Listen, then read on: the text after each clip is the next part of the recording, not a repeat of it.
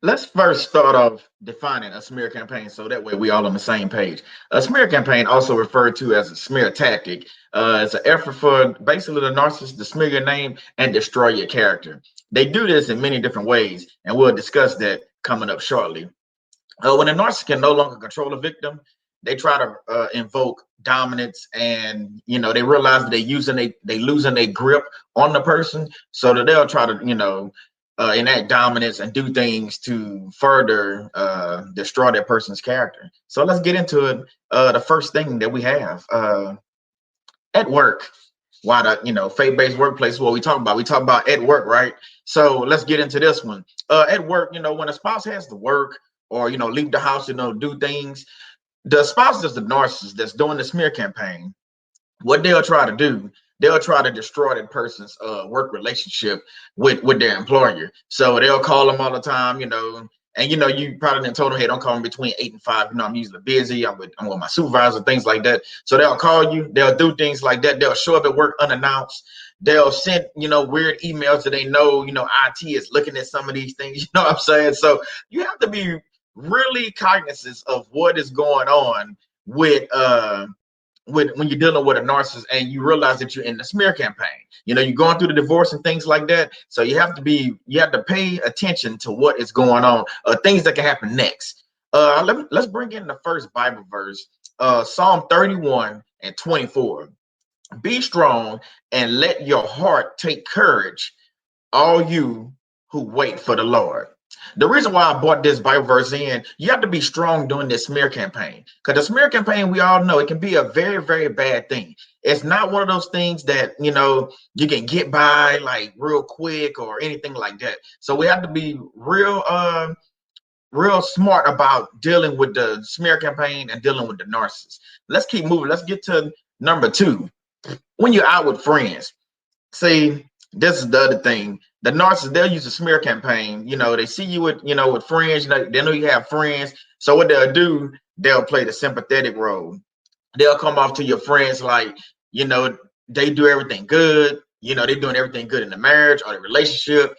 All they're trying to do is draw your friends in, because later on they're going to drop that bomb, and we'll get into that right after this. But they'll drop that bomb and they'll go ahead and destroy your character with those friends. But they want to be sympathetic. They want to get into places where they know that the friends are loving of the spouse. So they want to, they want to try to invoke themselves and say, hey, you know what, I'm going to use your friends against you and you won't even see it coming.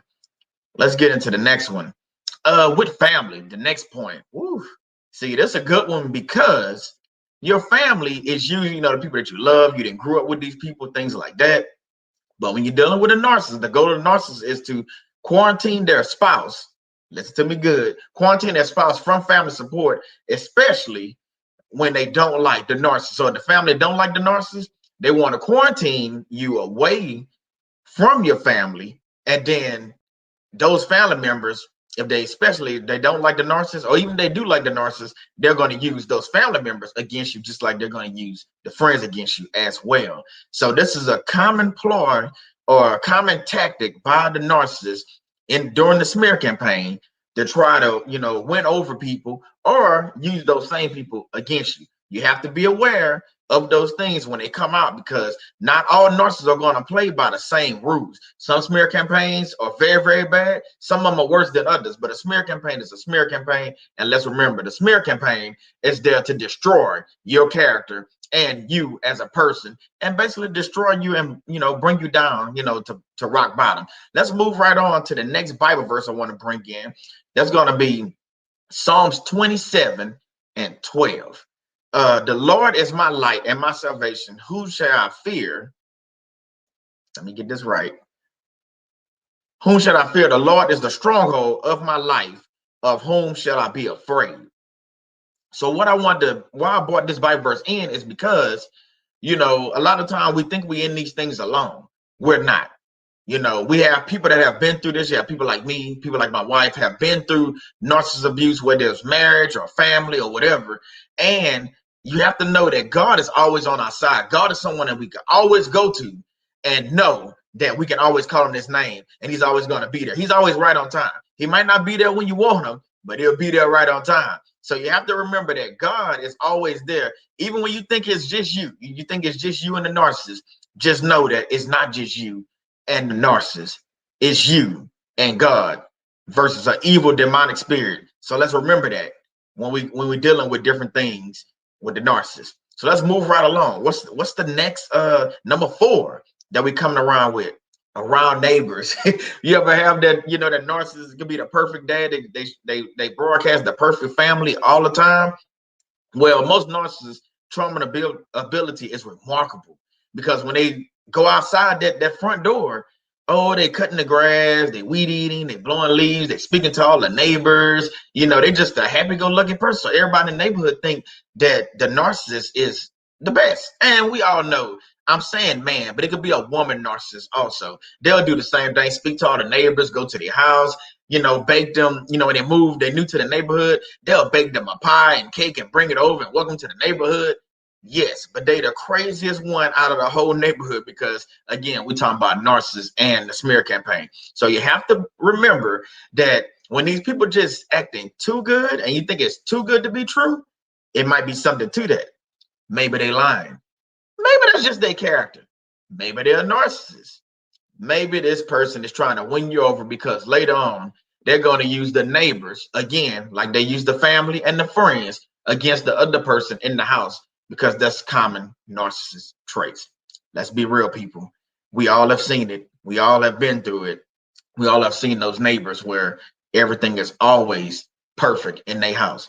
And I will mind you, always remember, if a person tell you they never get in an argument with their wife, I'm laughing because, come on now, they never get in an argument with their wife, or they never get in an argument with their husband. Come on, man, that's a telltale sign that something is off the rocker right there. I mean, you shouldn't probably believe probably 90% of the stuff they saying. Take it with a grain of salt, like we say in Louisiana. Let's move down to the 5th thing. The 5th thing is court. A favorite smear tactic of narcissists is the abuse of the court system. Why do I say that? The reason why I say that, because in court, they deploy the attorney. So they're going to use their attorney. They're going to do whatever they can to win the judge over, and they're going to do whatever they can to win the case against you. Now, a few ways they do this is during y'all court cases, they're going to hit you with paperwork. They're going to hit you with so much paperwork and so many court cases that they're going to drown you out with money and just keep having to go to court. At some point, you're going to be the one that's probably going to be willing to give up and say, you know what? I can't do this anymore. I'm missing work. I'm down to my last dollar. I can't keep going to court. So therefore, the narcissist is going to win that court case that you all are involved in.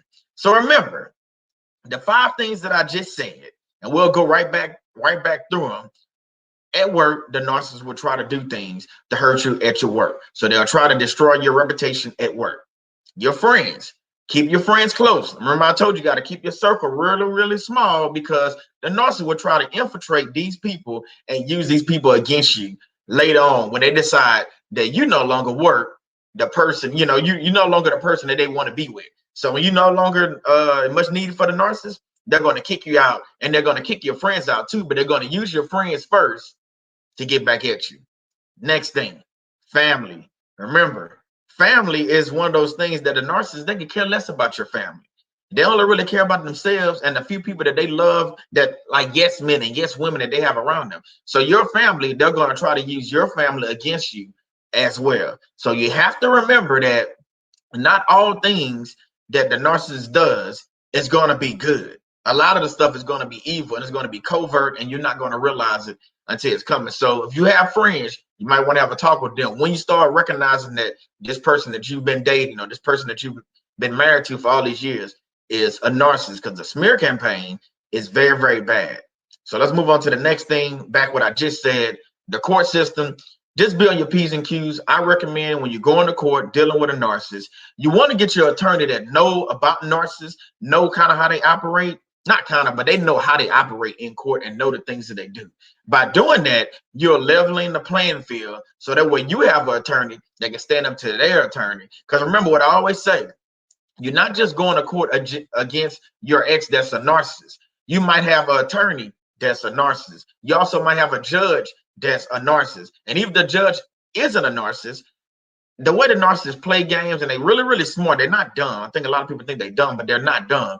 Being that they're really, really smart, they'll play the game and play the judge, and therefore you will never see things coming when you're dealing with a narcissist and the smear campaign. So again, this was 5 ways narcissists smear others.